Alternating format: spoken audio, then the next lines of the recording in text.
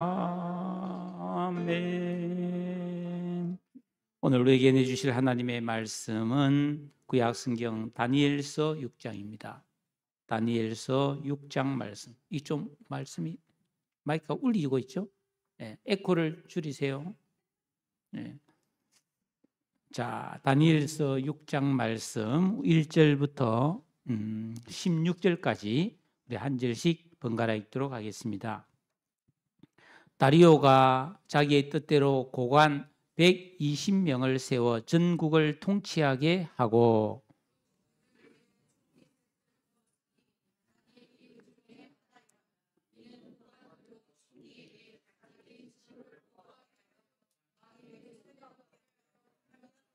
다니엘은 마음이 민첩하여 총리들과 고관들 위에 뛰어남으로 왕이 그를 세워 전국을 다스리게 하고자 한지라.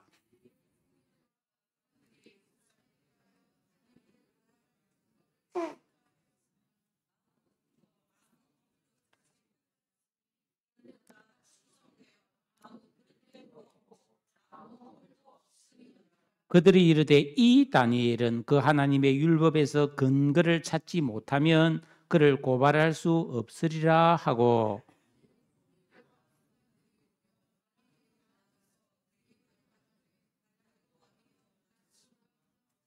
나라의 모든 총리와 지사와 총독과 법관과 관원이 의논하고 왕에게 한 법을 세우며 한 금령을 정하실 것을 구하나이다. 왕이여 그것은 곧 이제부터 30일 동안에 누구든지 왕 외의 어떤 신에게나 사람에게 무엇을 구하면 사자굴에 던져넣기로 한 것이니이다.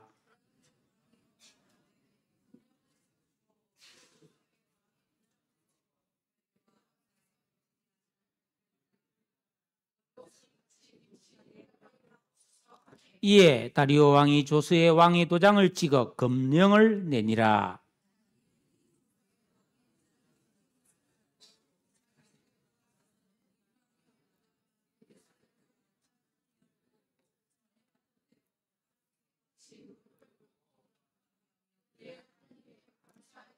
그 무리들이 모여서 다니엘이 자기 하나님 앞에 기도하며 간구하는 것을 발견하고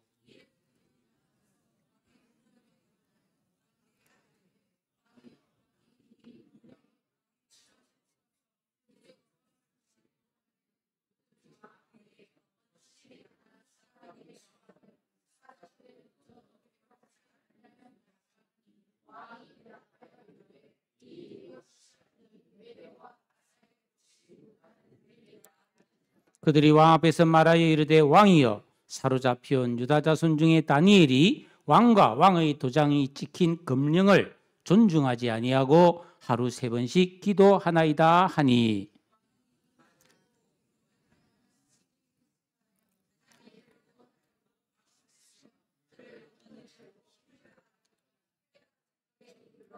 그 무리들이 또 모여 왕에게로 나와 왕께 말하되 왕이여 메대와 바사의 규례를 아시거니와 왕께서 세우신 금령과 법도는 고치지 못할 것이니이다 하니 이에 왕이 명령하며 다니엘을 끌어다가 사자굴에 던져 넣는지라. 왕이 다니엘에게 이르되 내가 항상 섬기는 너의 하나님. 아멘. 할렐루야. 네, 항상 섬기는 너의 하나님이. 이런 주제로 오늘 말씀 증거합니다. 10길 물 속은 알아도 한 길 사람 속은 알기가 힘들다고들 하는데 그 어려운 사람의 속내를 어떻게든 알아보려고 사람들은 여러 가지 방법을 연구했습니다. 우리나라에서 그런 게 많이 유행하고 있는데 가장 먼저 유행한 것이 바로 1970년대 일본에서 시작된 혈액형 성격론입니다. 한때 세계적으로 유행했죠. A형은 온순하고 B형은 좀 군인이나 스포츠맨, 리더가 많고 O형은 변화가 많고 유머가 있고 어쩌고 AB형은 오락가락 알 수가 없고 그런 말이 있는데 전혀 과학적이지 않고 지금 이 혈액형에 따른 성격론을 지금도 뭐 어느 정도 믿고 있는 나라는 우리나라밖에 없습니다. 전혀 믿을 게 못 된다. 그 뒤를 이어서 우리나라에 유행한 성격론이 바로 사상체질, 동의보감에 나오는 태양인, 태음인, 소양인, 소음인. 원래 이것은 그 사람 어떤 병을 치료하기 위해서 체질을 나눈 것인데 이 체질에 따라 성격도 어느 정도 정해진다. 뭐 이렇게 해서 사람들이 이 사상 체질을 한때 많이 회자하고 했습니다. 그 뒤에 등장한 게 바로 서양식 사상 체질인 MBTI입니다. 이 MBTI는 이 심리 분석학 모델에 기초해서 사람의 성격을 16가지로 나눈 검사이죠. 그래서 뭐 I형의 사람, T형의 사람 뭐 이래 가지고 주로 저는 아주 흔한 ISTJ입니다. 막 그런 사람 많더라고. 꼭 하면 ISTJ더만. 그런데 원래 이 심리 검사는 2차 세계대전 후에 남자들이 너무 전쟁터에 가서 많이 죽는 바람에 여자들이 사회생활을 할 수밖에 없었어요. 그때 여자들 성격에 따라서 어떤 직업을 선택하면 좋을까 이런 것을 도와주려고 개발된 것인데 2000년대 들어서 특히 2020년 이후에 우리나라에서는 아주 이게 사회 현상이 되었습니다. 왜냐하면은 우리나라 사람들은 지나칠 정도로 다른 사람의 성격과 취향에 관심이 많은 사회에 있어요. 더구나 나도 내가 궁금하다라는 생각을 많이 해가지고 이 MBTI가 널리 유행하게 되었다라는 것입니다. 그런데 그뿐이 아닙니다. 이런 뭐 혈액형이라든지 사상체질이라든지 MBTI 말고도 우리나라는 계속해서 어떤 사람을 규정하는 신조어를 많이 만들어냈어요. 뭐 한때는 그 있잖아요. 뭐 까도남이라, 까칠한 도시의 남자 스타일, 뭐 이렇게 해서 하고, 그 다음에 뭐 음치나 해서 하고, 그 다음에 도파민 인간, 뭐 이런 것도 있었다고 그래요. 근데 요즘 또 새로 호르몬 구분법이 많이 유행하고 있답니다. 여러분 들어보셨습니까? 저는 신문을 보니까 이런 게 많이 나오더라고요. 그래서 남성 호르몬인 테스토스테론, 여성 호르몬인 에스트로겐, 요거 이제 호르몬에서 남성적인 사람, 남자를 여자를 구분하지 않고 강인하고 주도성이 있고 화끈하고 이러면은 그런 사람을 테스토스테론, 줄여서 테토남, 테토녀라고 부른다는 거예요. 반면에 뭐 샘세하고 공감력이 뛰어나고 온유하고 부드럽고 이러면은 이게 에스트로겐, 여성 호르몬이 많다고 해서 애견남, 애견녀로 부른다는 거예요. 사람들은 이렇게 가지 방법들을 동원해서 사람이 어떠하냐, 이 사람의 성격과 이 사람의 기질이 어떠하냐 이걸 자꾸만 알려고 한다는 거예요. 그렇다면 여러분, 우리는 예수 믿고 구원받은 그리스도인 아닙니까? 과연 우리는 어떤 인간형이 되는 게 바람직할까요? 나는 이 세상에서 어떤 인간형으로 다른 사람에게 인식되기를 원하십니까? 오늘 우리가 읽은 이 말씀은 다니엘서입니다.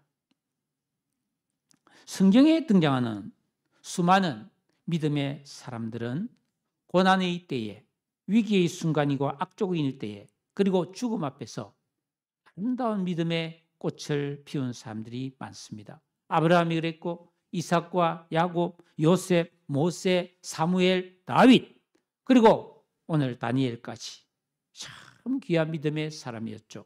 사람은 누구나 이 세상에 태어날 때 원죄를 가진 옛사람 아담의 그 성품에 묶여서 태어나는 거예요. 그러다 보면 살아가면서 자연스럽게 악한 의식과 지각과 감성이 작동하고 매 순간 그런 게 잠복해 있다가 약할 때, 두려울 때, 힘들 때 그 죄성이 확 드러나고 말과 행동으로 나타나게 됩니다. 하지만 예수 믿고 구원받은 그리스도인은 이 계명을 지키고 기도하는 이 경건 생활, 영적 생활을 통해서 우리는 그런 옛사람의 굴레에서 벗어나서 참 신실하고 의로운 사람으로 변화되어져야 된다. 그래서 우리는 날이 갈수록 우리의 믿음의 시간이 길어질수록 점점 좋은 사람이 되어져 가야 한다는 것입니다. 그런 의미에서 성경에서 가장 빼어난 인물 중에 하나가 오늘 이 주인공 다니엘입니다. 이 다니엘은 10대 소년일 때 나라가 망해버렸어요.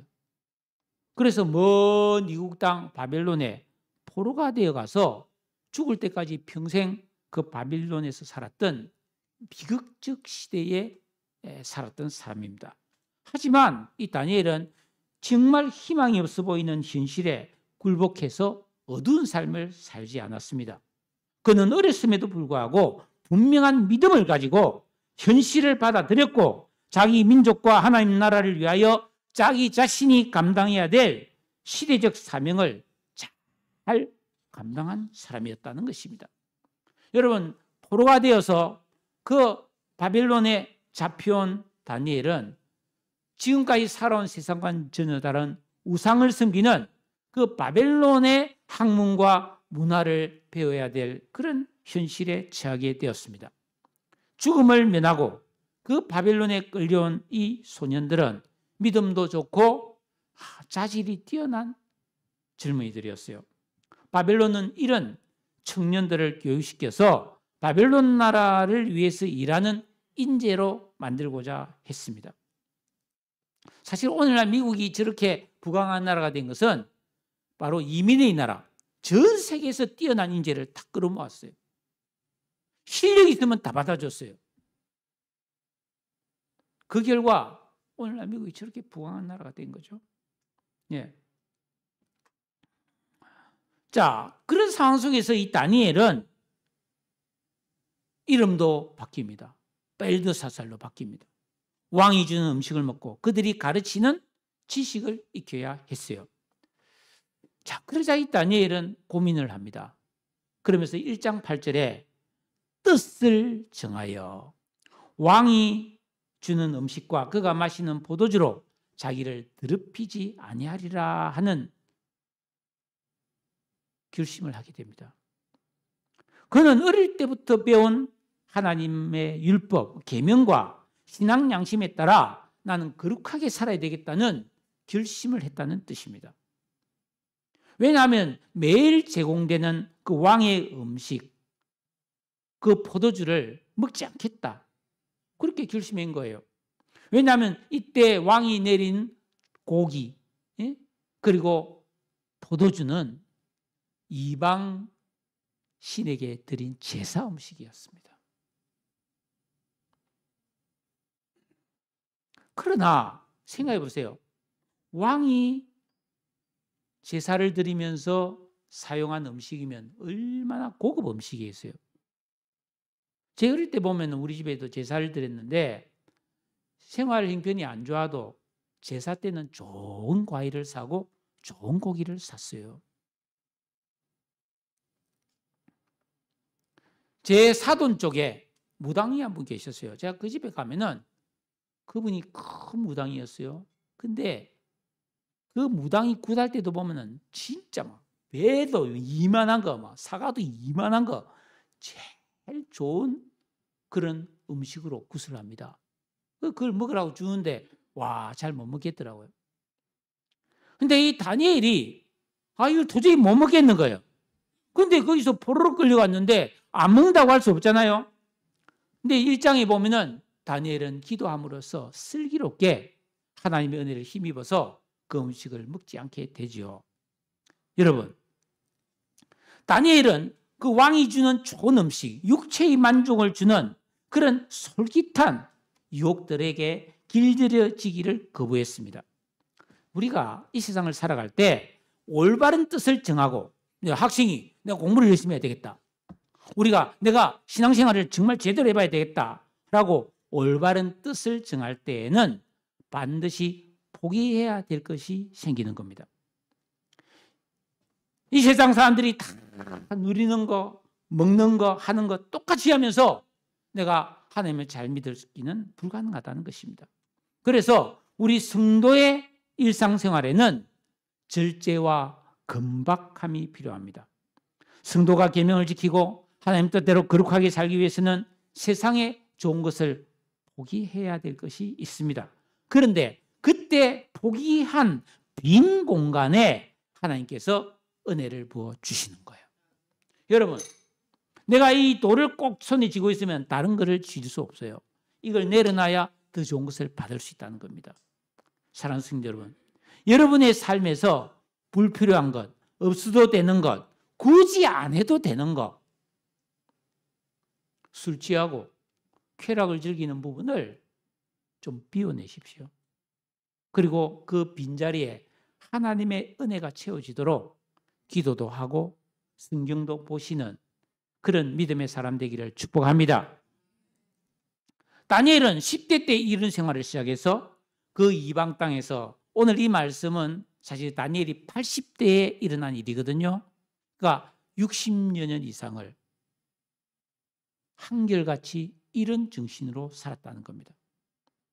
다니엘은 하나님 보시기에 좋은 삶을 살기 위해서 여러 번 위기를 겪기도 했습니다. 하지만 전능하신 하나님께서는 믿음으로 사는 다니엘에게 놀라운 지혜와 능력과 은혜를 베풀어 주셔서 죽을 고비도 넘기고 많은 문제와 어려움을 극복하게 하시고 형통한 삶을 살도록 도와주셨어요. 예. 우리가 오늘 6장을 읽었는데요. 바로 앞장 5장에 보면은 바벨론이 멸망하는 장면이 나옵니다. 바벨론이란 대제국, 지금의 이라크의 수도 바그다드를 중심으로 세워졌던 고대 바벨로니아라는 제국이 멸망합니다. 그리고 그 역사적으로 보면 바벨론이 멸망하고 성경에는 메데바사라고 나오는데 바로 페르시아 제국이 들어서게 되지요. 그런데 다니엘은 그 바벨로니아 왕국에서도 고위직에 있었지만은 이 나라가 멸망하고 새 나라가 들어선 페르시아에서도 아주 높은 고관에 오르게 됩니다. 1절, 2절에 보면은 이 다리오는 아마 고레스 왕과 동일 인물로 보여지는데 이 페르시아의 황제입니다. 이 사람이 자기 뜻대로 고관 120명을 세워 전국을 통치하게 했다. 여러분, 우리나라는 한때 팔도 강산이라 그랬어요. 우리나라에 팔도가 있었고, 지금 우리나라는 뭡니까? 시도가 한 15개 되는 것 같아요. 서울특별시를 비롯해서 경기도, 강원도, 충청남북도, 전라남북도, 경상남북도, 그리고 부산, 대구, 대전, 그죠? 제주자치도 이렇게 많은데, 여러분 120개의 시도가 있다는 것은 어마어마하게 큰 나라라는 뜻 아니겠어요? 지금의 이란을 중심으로 아프리카까지, 이집트까지, 아르메니아를 포함하는 대제국이었습니다.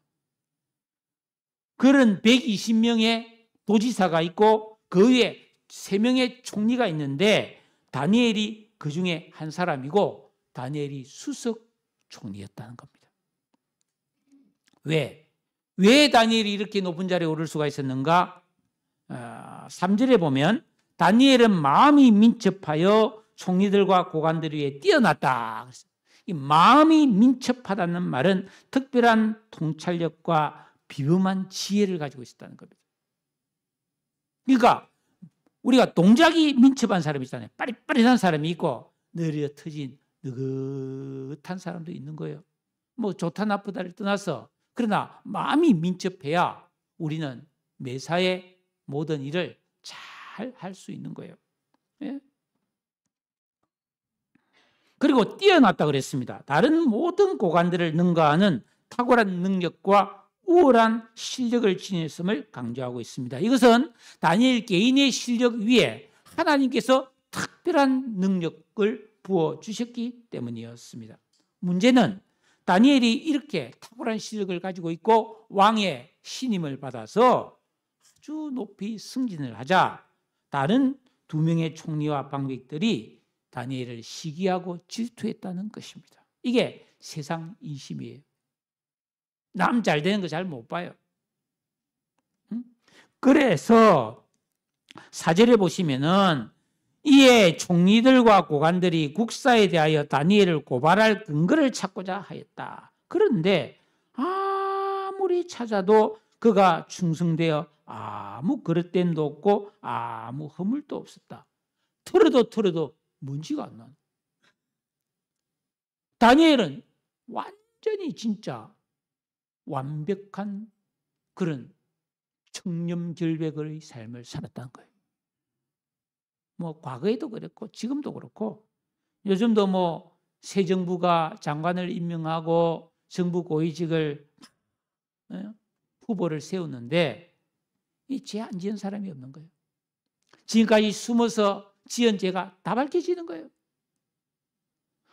온갖 부정과 허물이 투성인데 지금까지 부인하고 숨기고 큰소리치며 살았는데 이 드러나니까 참 목불인견, 눈 뜨고 못 빠질 지경이에요. 그러면 그 사람들만 그런가? 우리도 마찬가지예요. 나도 만약에 청문회 자리에 세운다 그러면 왜 부끄러운 죄가 안 드러나겠습니까? 여러분, 예나 지금이나 정말 맑고 깨끗한 사람을 찾아보기가 힘들단 말이에요. 그렇기 때문에 우리 그리스도인들은 정말 이 세상이 다 오염이 되었어도 나만은 정말 맑게 살아야 되겠다. 이런 뜻을 정하고 여러분 정말 정직하고 깨끗하게 살기를 힘쓰는 여러분 되시기를 주의 이름으로 축복합니다. 우리 성도가 추구해야 될 인간형이 바로 이런 의롭고 깨끗함이에요. 네? 그런 점에서 이 다니엘은 너무 귀하고 정말 복된 사람이었습니다. 사람의 노력으로는 불가능하지만 우리가 예수 믿고 구원받은 성도로서 이 하나님 말씀을 배우고 그리고 계명을 지키고 우리가 기도한다면은 우리는 예수 그리스도 안에 있는 청결한 양심의 바탕 위에서 새 사람의 의식을 가진 의롭고 거룩한 사람이 반드시 될 수 있을 줄로 믿습니다. 이 다니엘을 어떻게든 좀 끌어내리고 싶은데 이 잘못을 찾아도 잘못이 없는 거예요. 그래서 이들은 고심고심하다가 다니엘을 100% 끌어내릴 수 있는 좋은 방법을 찾아냈습니다. 그것은 다니엘이라는 사람은 아주 유별난 사람이라. 일평생 하나님을 믿으면서 늘 기도에 힘쓰는 사람이라는 것은 모든 사람이 다 알고 있었어요. 그래서 다니엘의 그 신앙심, 목숨 걸고 하나님의 계명을 지키고 사는 그의 신앙 양심과 경건함을 이용해서 다니엘을 끌어내리려는 계략을 세우게 됩니다. 그래서 그들은 새로운 법을 하나 만들자고 임금께 제안을 합니다. 왜냐하면 이때는 바벨론에서 페르시아로 넘어가는, 우리로 치면은 고려가 망하고 조선으로 넘어가는 혼란기이기 때문에 모든 백성의 마음을 새로운 나라에 향할 수 있도록 국민을 하나로 통합하는 일이 필요한 거예요. 지금 정부도 마찬가지죠. 지금 정부도 갑자기 이렇게 탄핵을 통해서 들어섰기 때문에 전 국민을 하나로 만드는 통합적인 정책을 펼치는 게 좋은 거죠. 그래서 이들은 왕에게 직언을 합니다.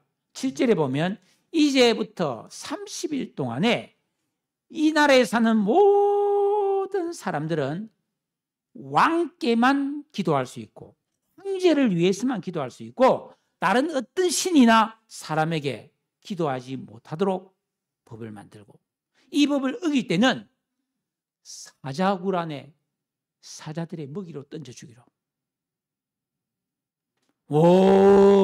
여러분 사자 가까이서 본 적 있습니까? 저도 없지만 동물원에 내가 한번 갔는데 오래전입니다.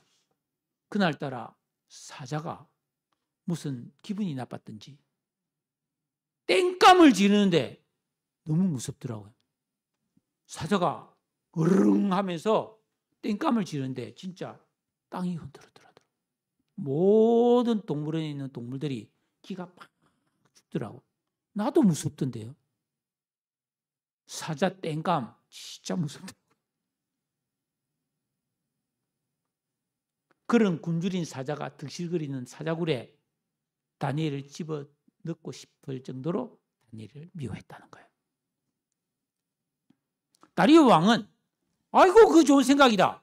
왕권이 강화되고 저 모든 나라가 나를 향하게 하는 거 얼마나 그 아담한 있는 사람에게는 기분 좋은 말입니까? 그래서 왕이 허락하고 왕의 그 옥새 도장을 빵 찍어서 금지령을 공포하였습니다. 그런 금지령을 공부할 때 다니엘은 그 자리에 있었을까요? 없었을까요? 저는 있었다고 봅니다. 근데 다니엘이 안 됩니다! 라고 이의를 제기하지 않았습니다. 그대로 그 도장을 찍어서 법이 통과되었습니다. 다니엘이 사실 놀랐겠죠. 많은 생각을 했겠죠. 그러나 다니엘은 그날 저녁 퇴근을 해서 집에 가서는 왕이 도장을 찍어서 절대로 어떤 신에게도 기도하면 안 된다는 법이 만들어진 것을 알면서도 평소와 다름없이 그는 하나님께 기도를 했습니다.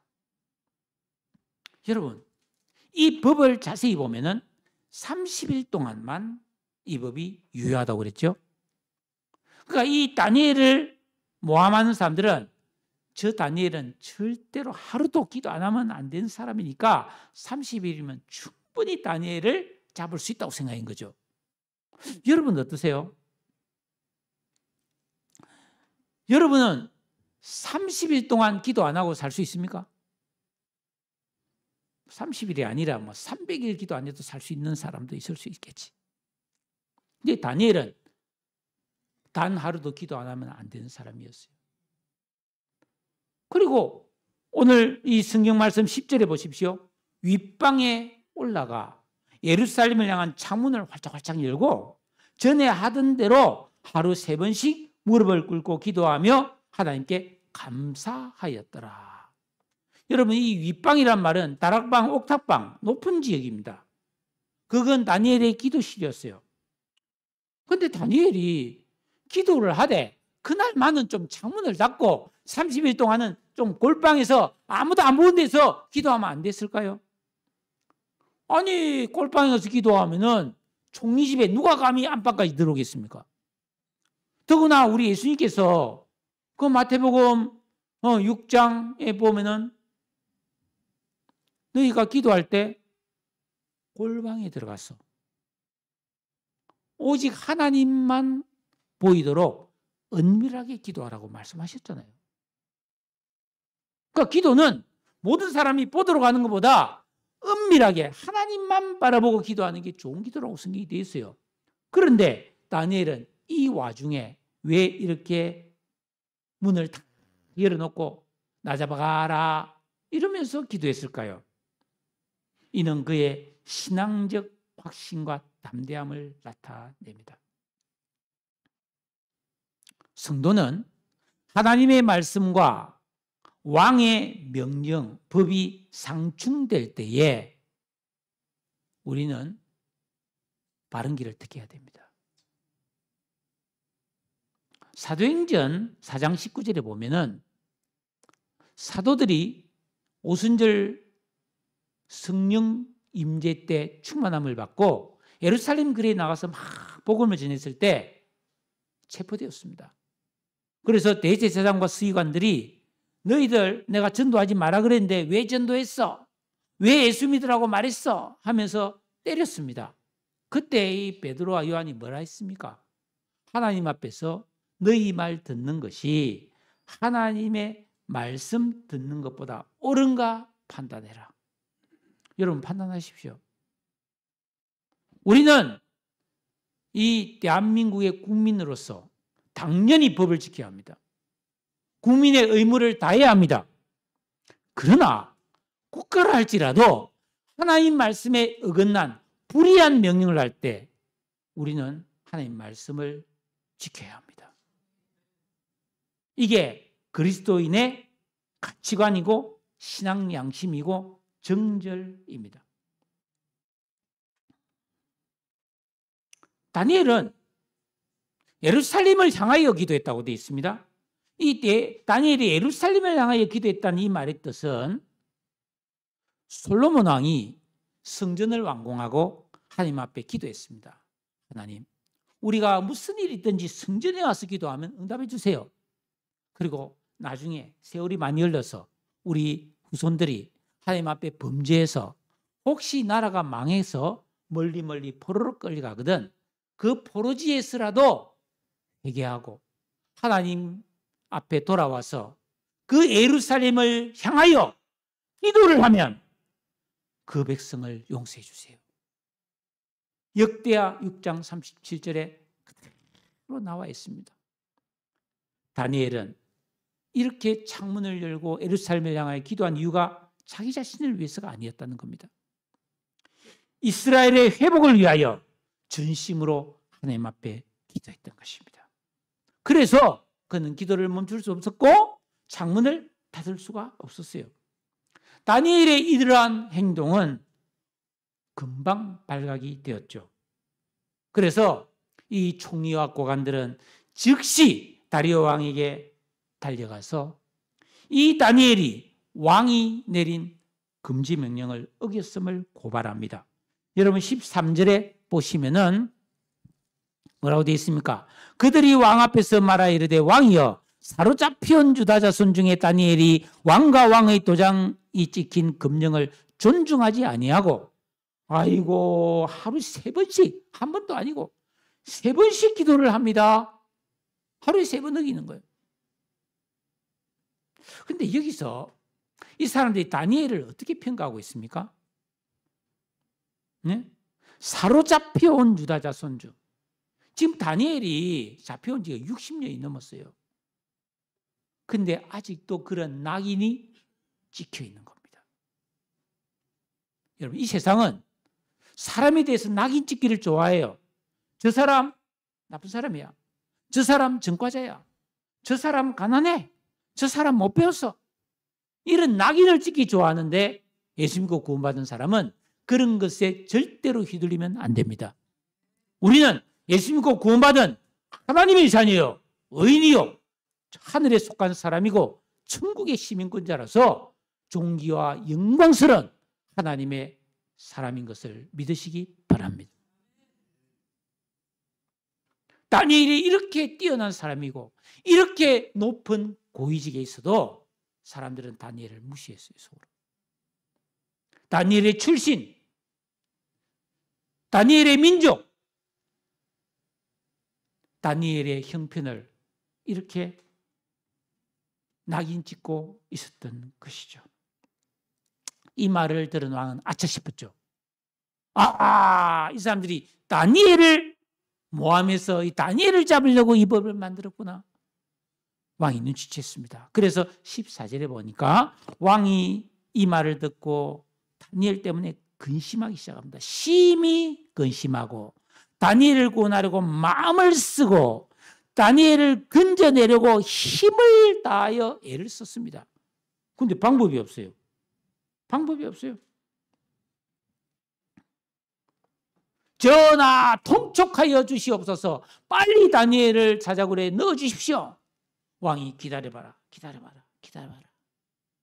그러니까 15절에 또 모여가지고 왕에게 나와서 왕이시여. 여러분 사극 보면요 왕도 진짜 못할 짓이더라고. 상소 올리고 막 왕궁 앞에 왕 그 지무실 앞에 와서 무릎 꿇고 앉아서 막 석고대지하면서 막 거두어 주시옵소서 막 통촉하여 주시옵소서 막 진짜 왕 힘들겠어요 내가 볼 때. 그러니까 왕이 못 견디는 거예요. 아니 왕이 도장 찍지 않았습니까? 왕이 이 법도를 정하지 않았습니까? 왕이요 빨리 이 법을 실행하십시오. 결국 왕이 포기합니다. 그래서 다니엘을 사자굴에 던져 넣으라고 명령하지요. 그런데 왕이 그 다니엘을 사자굴에 던져 넣으면서 마지막으로 한 말이 있습니다. 그게 뭡니까? 16절입니다. 너가 항상 섬기는 너의 하나님이 너를 구원하시리라. 우리 다 같이 한번 읽겠습니다. 시작. 항상 섬기는 너의 하나님이 너를 구원하시리라. 하시리라. 다리오 왕은 알고 있었어요. 다니엘이 하나님을 섬기는 사람이란 걸. 그것도 항상 섬긴다는 거예요. 다니엘을 미워하는 사람들도 다 알고 있었어요. 저 다니엘은 하나님을 항상 섬기고 항상 매일 기도하는 사람인 걸 알고 있었습니다. 근데 오늘 제가 여러분과 정말 나누고 싶은 이야기는 다니엘이 항상 하나님을 섬길 때 가졌던 기본 자세가 뭐냐? 계명을 지키고 감사하는 신앙이었다는 겁니다. 여러분, 다니엘은 당시 세상에서 충분히 성공한 사람이었습니다. 대제국에서 왕의 신임을 받는 총리가 되었습니다. 부귀영화를 누리고 자녀 출세시키고 얼마든지 자기 하시고 다 하면서 살 수 있었습니다. 그러나 다니엘은 그런 것 저것 다 제쳐놓고 하나님의 말씀, 계명을 지키기로 마음의 뜻을 정하고 기도하며 사는 믿음의 사람으로 살았습니다. 그는 빛이 날 때나 종기할 때나 변함없이 매일 기도하면서 하나님께 감사를 드렸어요. 사랑하는 여러분, 슬플 때나 기쁠 때나 형통할 때나 역경을 만났을 때도 그는 기도로서 하나님 앞에서 자신을 쏟았습니다. 이것이 다니엘의 살아있는 신앙이었고, 이런 신앙은 누가 봐도 다니엘은 진짜 하나님 믿는 사람이라는 것을 다 알았어요. 이 신앙은요, 죽음도 생명도 천사도 하늘의 어떤 건세도 어떤 사건이나 문제도 막을 수 없는, 끊을 수 없는, 세상이 감당할 수 없는 믿음이었고 주를 향한 사랑이었습니다. 이 신앙이라야 세상을 이길 수 있습니다. 지금 이 세상은 여러분, 이상기후, 온갖 범죄와 온갖 사고와 자연재해로 인해서 몸살을 앓고 있습니다. 어떻게 이 세상을 우리가 살아낼 수 있겠습니까? 여러분, 이 세상은 어떤 면에서는 사자굴입니다. 언제 무슨 일을 당할지 몰라요. 일본은 지금 대지진을 지금 두려워하면서 한방 오면은 수십만 명이 죽고 수천 조가 피해 입을 것으로 지금 예상하고 있습니다. 얼마나 두렵겠어요. 우리나라도 매일같이 사건 사고가 일어납니다. 여러분, 이 세상은 사자굴이에요. 그런데 여러분, 사자굴에 들어가도 살아나는 비법이 있습니다. 하나님이 지켜주시면 됩니다. 다니엘은 그런 하나님을 믿었기 때문에 기도를 쉬지 않았던 것입니다. 여러분, 여러분의 생활에 바쁩니까? 힘듭니까? 그렇지만 기도를 쉬지 마시기를 바랍니다.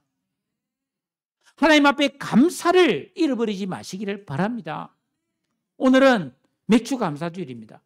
한 해의 절반을 살고 이제 반환점을 돌아서 이제 7월이 시작되었습니다. 남은 시간도 열심히 살아야 되겠죠?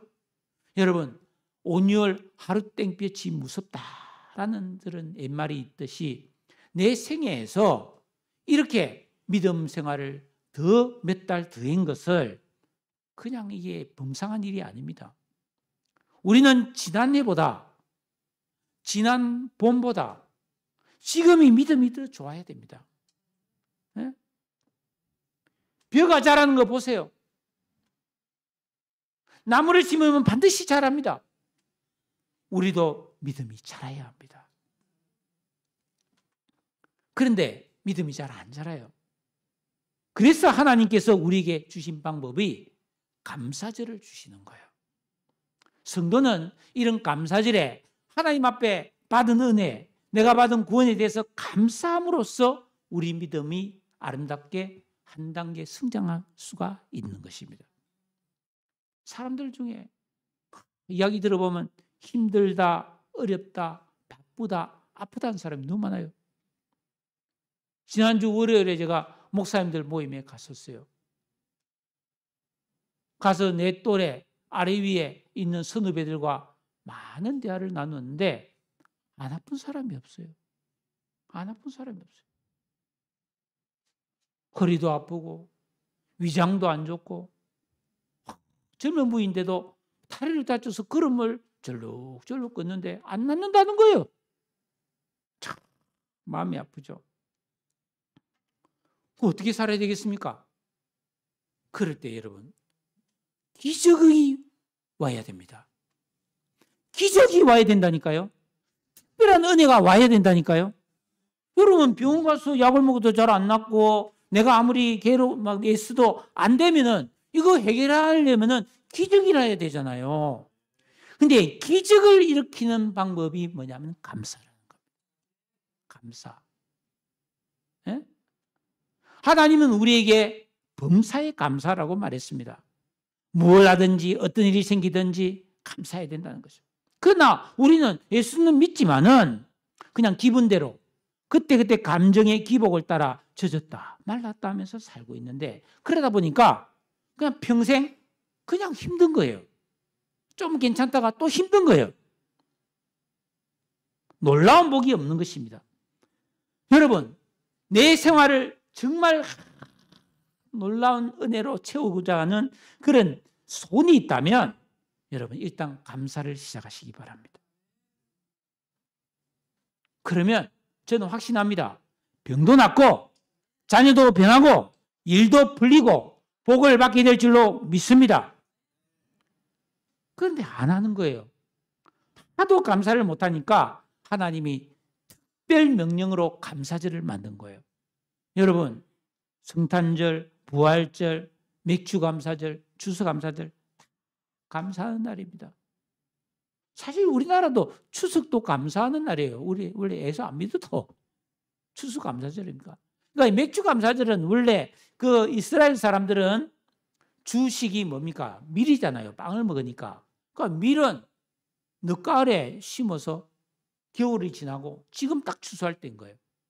그래서 그들은 그 추수를 해서 하나님 앞에 감사드린 날이 바로 맥주절이라는 겁니다. 오늘날 우리는 농사를 안 짓죠. 그러나 우리는 매일 일해서 한 달에 한 번씩 월급을 받아서 추수하고 또 사업을 해서 추수를 하잖아요.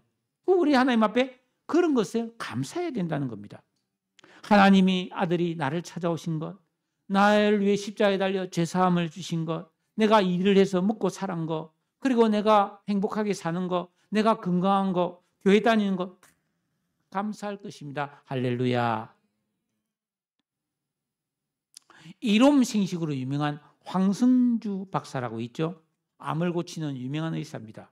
독실한 신앙인입니다. 이분이 강남에 병원을 했는데요.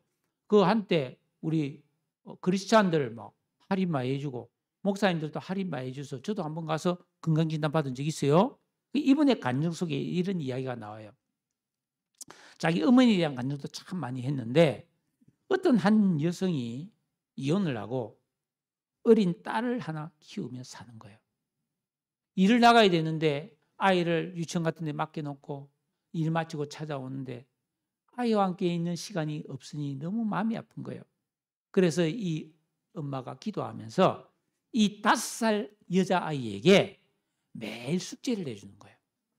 엄마가 회사 갔다가 올 때까지 너 선생님 말씀 잘 듣고 매일 하루에 5가지 감사할 일을 찾아서 엄마가 저녁 때 돌아오면 이야기해줘. 5가지 못 찾으면 밥도 안 주고 잠도 안 재웠어요, 엄마가.